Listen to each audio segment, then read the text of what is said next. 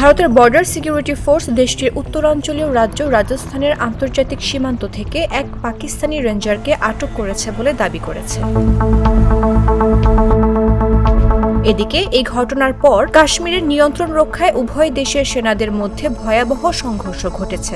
এটিকে সাম্প্রতিক সময়ে দুটি দেশের মধ্যে সবচেয়ে বড় সংঘর্ষ বলে মনে করা হচ্ছে।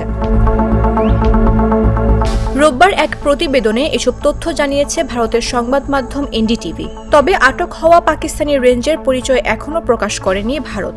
তিনি বর্তমানে বিএসএফ এর রাজস্থান ফ্রন্টিয়ারের হেফাজতে আছেন। সংবাদ মাধ্যমটি বলছে, ভারতের সীমান্তরক্ষী বাহিনী বিএসএফ শনিবার রাজস্থানের আন্তর্জাতিক সীমান্ত থেকে এক পাকিস্তানি রেঞ্জারকে আটক করেছে। এই ঘটনা এমন সময় ঘটল যখন পাকিস্তান গত 23 April BSF constable Purnam Kumar সাহুকে আটক করে।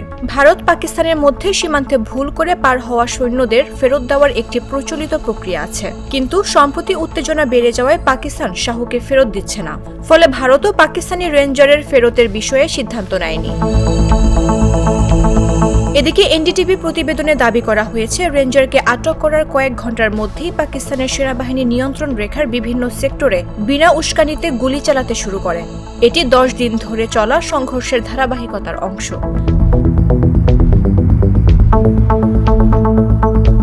ভারতীয় সেনাবাহিনীর বেশ কয়েকটি সূত্র জানিয়েছে, কাশ্মীরের কুপওয়ারা, বারামুলা, পুষ্ণ, রাজৌরা, মেন্ধর, নৌশেরা, সুন্দরবানি ও আখনুর সেক্টর জুড়ে এই হামলা হয়। ভারতীয় সেনাবাহিনীও উপযুক্ত জবাব দিয়েছে বলে দাবি করা হয়েছে।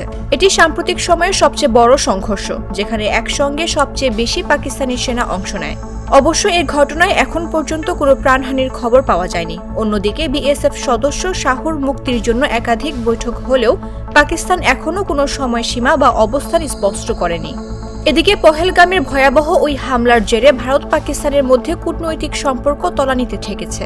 দুই দেশের মধ্যে গুরুত্বপূর্ণ সিন্ধু পানি বন্টন চুক্তি স্থগিত করেছে ভারত। জবাবে সিমলা চুক্তি স্থগিত ও ভারতীয় বিমানের জন্য নিজেদের আকাশসীমা বন্ধের ঘোষণা দেয় পাকিস্তান। এই পরিস্থিতির মধ্যে পাকিস্তান শনিবার আবদালি ব্যালিস্টিক ক্ষেপণাস্ত্রের পরীক্ষামূলক উৎক্ষেপণ করেছে। ভারতের কর্মকর্তারা এটিকে খোলামেলা উস্কানি বলে মন্তব্য করেছেন। 450 কিলোমিটার রেঞ্জের এই ক্ষেপণাস্ত্র পাকিস্তান সিন্ধু মহড়ার অংশ হিসেবে পরীক্ষা করেছে বলে জানিয়েছে।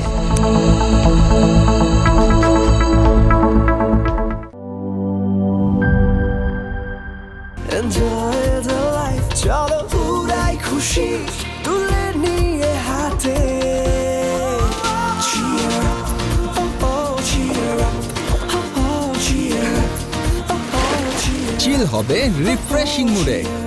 চিয়ার আপ, চলো উড়াই খুশি।